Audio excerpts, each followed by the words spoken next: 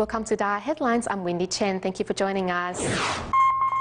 Coming up in today's show, we start a new series of featuring reports One Step Ahead, where we learn how parents in Taiwan are preparing their children before they start school. We meet Tzu Chi volunteer Lin Xiulan in Taichung, who dedicates most of her time to volunteering at the local Tzu Chi chapter. And in our report on Taiwan's fading industries, we go to Kaohsiung to learn more about traditional pottery making. In the city of Asunción of Paraguay, Tzu Chi volunteers and team of doctors pay regular visits to their care recipients, bringing them food and organizing health checkups. Since acupuncture is very popular in the area, acupuncturist Zhong Reizhen never misses the opportunity to help the local residents.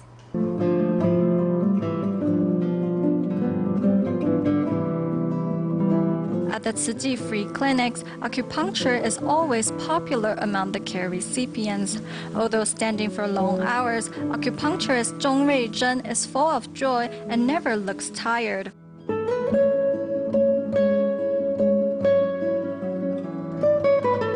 Seeing a doctor makes the little boy uneasy. Pediatrician Sandra patiently tries to comfort him.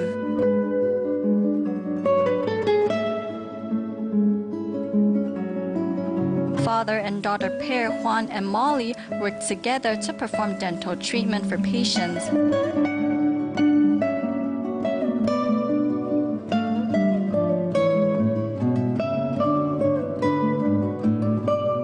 Every month, Asunción Tzu Chi volunteer visit their care recipients, bringing them food and caring for their health. Worried that the senior's cane is not steady enough, the volunteers give him a new and safer one.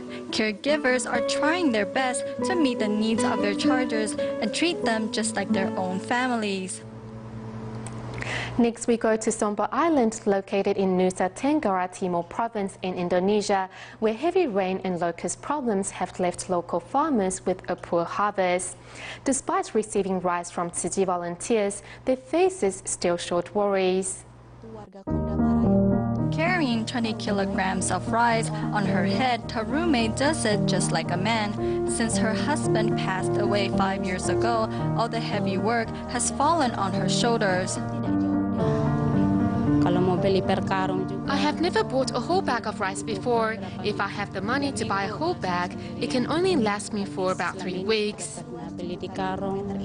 Since the beginning of this year, Tzu Chi has already held 3 rice distributions for local residents. In 4 days, a team of 12 volunteers handed out rice in 54 villages.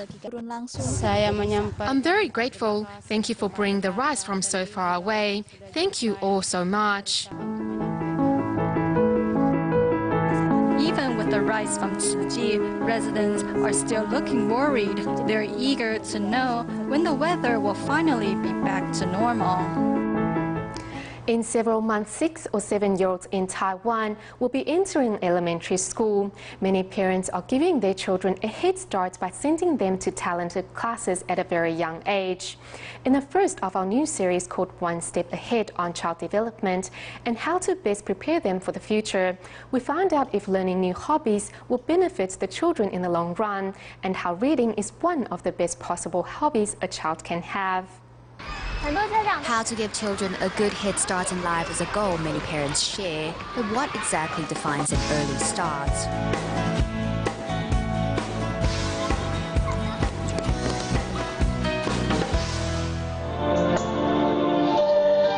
These 10-year-olds have bravely taken to the streets of Sansha, busking to raise funds to help the famine-stricken people of Eastern Africa.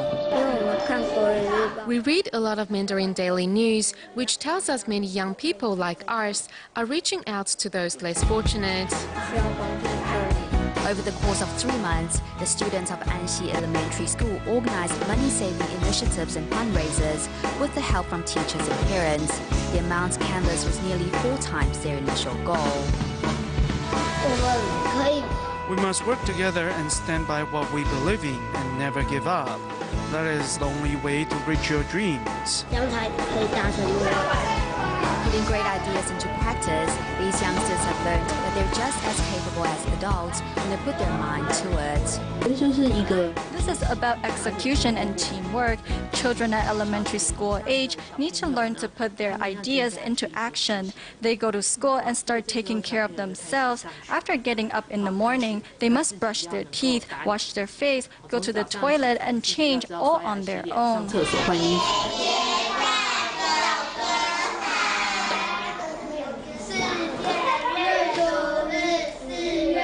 The fourth graders have a new mission today to pass on the courage they acquired through reading. They first have to practice how to introduce selected books to junior students.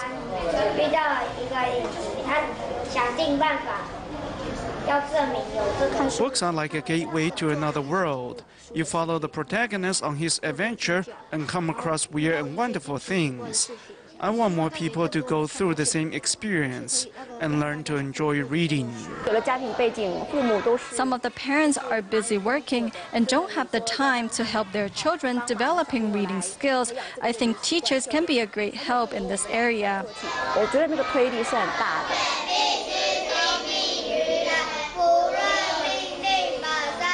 Helping children develop an interest in reading and getting them to put their ideas into action contributes significantly to their proactiveness towards life. Children's performance at elementary school doesn't necessarily determine how successful they will be in life. However, it is important that they develop good learning habits during this period, as well as acquire a sense of responsibility and a willingness to learn. Although after-school classes are popular with parents, bear in mind the subjects must appeal to the youngsters' interest and leave them with enough free time for themselves. The future is diverse, so if you give preference to certain hobbies over others, it means less time to learn other things. Consequently, you're depriving the stimulation and maturation of the children's neural network. This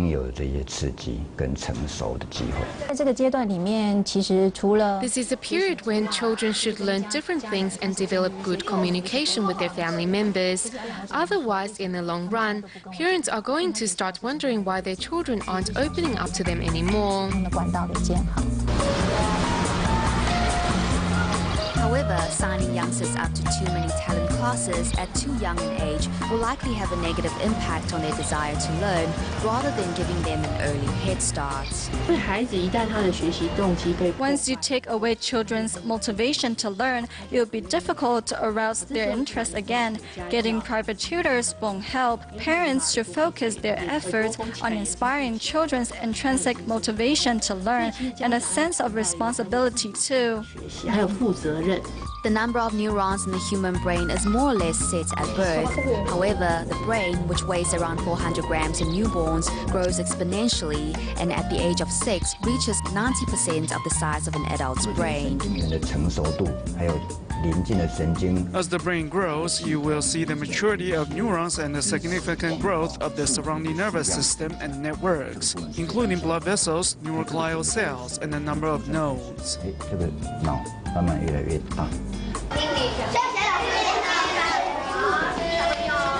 Learning outside the classroom has far-reaching benefits for children. In the continuation of our featured series, One Step Ahead, tomorrow we'll look at child development between the ages of 1 and 3. In Malaysia, at the Jingsi Books and Cafe store in Penang, city volunteers held a seminar in which tips of what to do when your child becomes ill were discussed by Dr. Fong Huizhen and what signs are indications to visit the doctor. If a person's temperature is between 36.5 to 37.5, that is within a normal range. Green, orange and red colors represents the severeness of the illness. Dr. Fong is teaching her audience how to determine whether their children needs to visit the doctor by taking note of their behavior. Zhuang Jianming, who is here with his wife and 6-month baby, shares what he has learned. Acting normal and breathing normal. Water and dietary intake is normal too. Those are positive signs, which means you can take care of them at home. If there's any abnormal behavior, then you need to see a doctor or visit a hospital. Dr. Fong suggests that high temperature may not necessarily be a bad thing. According to a pediatrics journal in the US, when a person has a fever, It spreads a message to other parts of the body to produce more white cells to prevent infection. Once a child has a temperature, bacteria and viruses won't be able to enter human body easily, thus helping the child to recover. After listening to the doctor's advice today about how our body's immune system is able to fight off viruses, we have learned that we should avoid antibiotics. It is more important to eat more vegetables and fruits. Good living habits lead to good health, and Dr. Fong believes prevention is always better than cure. Whether it is children or adults, they should all wash their hands frequently and maintain a healthy and clean living environment. Cancer Association Malacca of Malaysia hosted the Walk for Autism 2012 charity fair on April 29th, which was aimed at raising funds for the association to build special classrooms. City volunteers were invited to share their knowledge on recycling work, where they encouraged the participants to give a helping hand.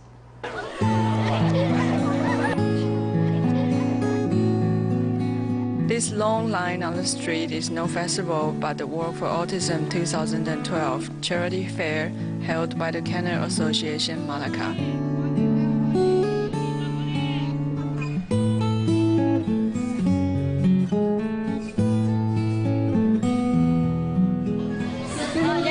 How to go green? It starts at home. Pick up a paper bag from recyclables with your kids. Sorting them is even better.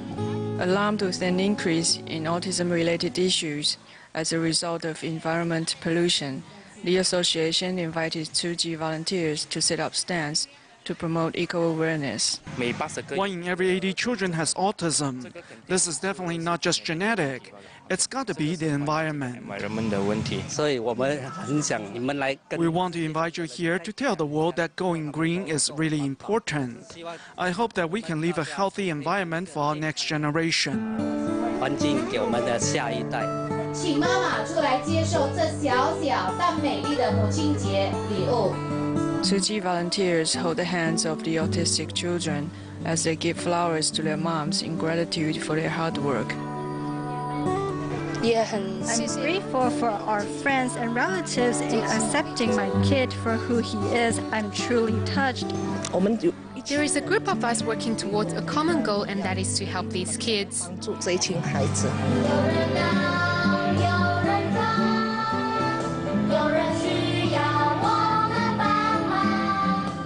The charity fair not only raised awareness of the needs of autistic children, but also the love for the world.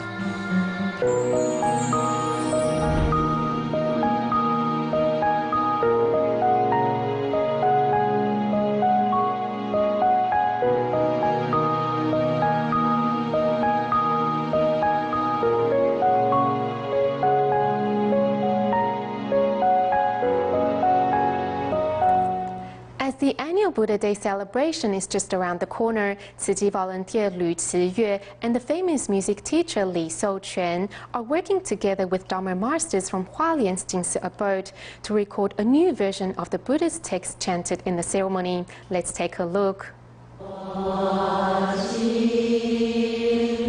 Under the guidance of well-known music teacher Li Souquan, Dharma masters in Hualien's Jingsi abode are chanting the ancient text used on the Buddha Day ceremony in a different tune. I rewrote the music of these Buddhist chants so that our Jingsi abode masters can sing them. Because unlike the singers that we meet in the recording studio, when these masters chant these scriptures, you can actually feel the Dharma they are trying to pass on. Deputy Director of Tzu Foundation Wang Duanzhen worked together with Li Souquan to rewrite the lyrics and music in hopes of simplifying the Buddhist scriptures so that the ceremony will be better resonate with the audience. Master Zhen Yan hopes that everyone can understand the meaning of the Buddha Day. She doesn't just want us to sing, but hopes that in each word we sing, we will be able to take their meaning to heart and leave a deep impression of what the ceremony is about to our listeners. The Buddha Day ceremony is not just a time to pay respect to the Enlightened One, but also to take the Dharma to heart and spread the seeds of love. Taichung Tzu Chi volunteer Lin Shoulan spends much of her days taking on medical, janitorial and recycling duties. In addition, whenever she has a free moment, she put her sewing skills to work to make handbags for the use of recycling volunteers or to be later sold at Tzu Chi charity auctions. Let's now take a look and see how Lin Shoulan is using every moment of her day to work for the sake of others. Many people ask why I'm so good at threading needles. I think it is because this needle knows what I need and helps me pass the thread through. It's a lot of fun. It is the enjoyment that Lin Shoulan finds in her work that allows the 65-year-old to sit in front of her machine for hours without complaint. Those janitorial volunteers work really hard. Since they are using plastic bags, I decided to make these for them to make their work easier and thank them for their work. Whatever it is, she works to create good karmic connections with people. The group she belongs to is made up of hundreds of people. She's always there for them and ready to do what it takes to bring people together. These bags were made especially for the janitorial volunteers and recycling bodhisattvas. Lin's feet and hands are kept busy as she churns out one bag after another in her quest to help as many of her fellow volunteers as possible. These bags are to raise funds for a new recycling truck. Her attitude is really one worthy of respect. People in the countryside don't know about DaAi TV. I think that the station is really great, a very cleansing place. I think to be the master's disciple is a great honor. So I need to work to support Tzu Chi's work whenever possible. As the word has spread of Lin's determination to support DaAi TV, she has begun to receive donations in the way of a space to work and a sewing machine to use. As well, some even travel to Taipei, especially to buy her fabrics for the bags, or come volunteer too. Lin says that since her own childhood was so difficult, it is her wish that others will not have to suffer the same conditions she did. Seeing those less fortunate, I just cry and cry. I see how Master Dingyan is working to save all beings and helping those children in Africa without food. For lunch, Lin has a simple bowl of noodles, topped with 3 homemade pickled plums, personally delivered by her husband. We shouldn't eat until we are full, just enough so we are nutritious. For Lin, once we have food to eat and clothing on our back, nothing is more important than working to help others.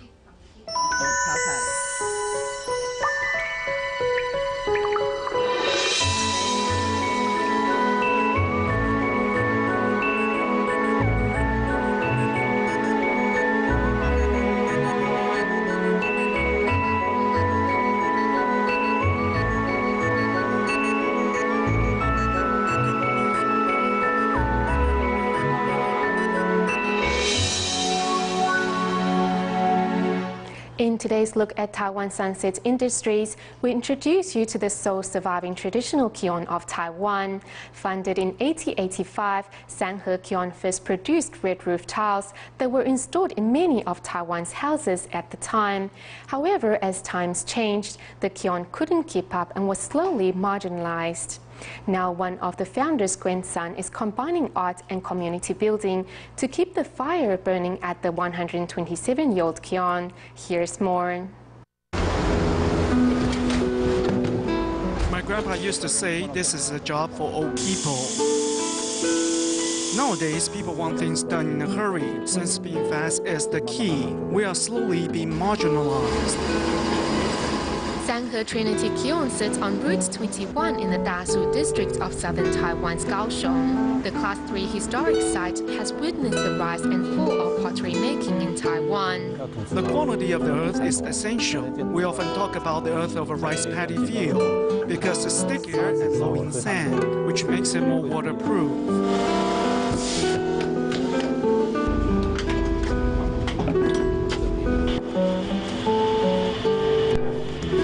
After the earth has been thoroughly mixed, we put it into a machine to be formed. The finished products are then pushed to the drying area, where they are allowed to dry slowly. At the first stage of firing, we create a small fire by burning wood. The point is to warm up the kiln. The pottery will sit inside for 4 weeks.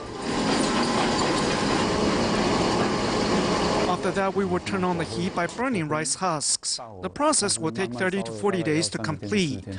Carefully manipulating the temperature and slowly baking the goods, the aged turtle kiln that stands 5 meters high produces beautiful pottery. However, it just cannot keep up with the times. We've been called the sunset industry since my grandpa's time. The funny thing, though, is that we are still around. Master Li's grandpa named the kiln Sanhe, which means Trinity, as he hoped his 3 sons would run the family business together. The founder's spirit lives on within each brick of the kiln. And thus 47-year-old Li Junhong decided to take on the baton. As times change and society evolves, I feel that is very important, and that people must not forget about this. If I don't remind them about this, it might disappear one day. That's what prompted me to act. The way of life of this farming community is presented to the public through the artworks produced at the kiln. Pineapples are planted mostly in southern DaSu, while to the north, where the terrain is hillier, lychees are planted. In terms of construction materials, we have beautiful window frames and sculpted bricks as well. Educational institutions can organize field trips to learn how to make pottery. DaSu is a country town, so we have plenty of fields. Children nowadays have never come into contact with this sort of thing. How can there be a difference between bricks and tiles? Aren't they all just made of clay? But after coming here, you find out there is actually a lot more to learn. So I started putting a class together, asked my students to do some homework, and slowly a program was created. Now the trinity of our kiln stands for the kiln, the people, and this newfound energy to innovate. This is a basket to hold chopsticks. We make this by carving it out from a whole brick. We have to gauge the size and dimensions ourselves.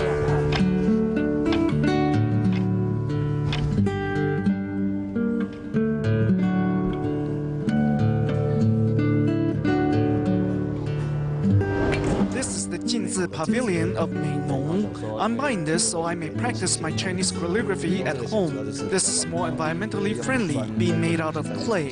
Stationery made of clay is quite nice and brings us closer to the traditional way of life. I grew up here and the money made from the kiln helped put me through school. The kiln is sort of like my mother. I feel that if I give up on the kiln now, it will really be a pity. Closing down the facility is quick and easy, but you won't necessarily be able to revive it. Fire continues to burn at the 127-year-old kiln. Instead of mass quantities of bricks and tiles, it now produces elegant pottery to help the public remember a more traditional way of life. As Taiwan goes into the snow of May Tong tree blossom season, Hakka residents around the island are holding festive celebrations. At this year's festival in Hualien, Tzu Chi volunteers were invited to share their knowledge on conservation work. Volunteers not only demonstrated what can and cannot be recycled, but also showcased the green products made by DaAi Technology. We join them at the end of today's program. Thank you for watching DaAi Headlines. Goodbye.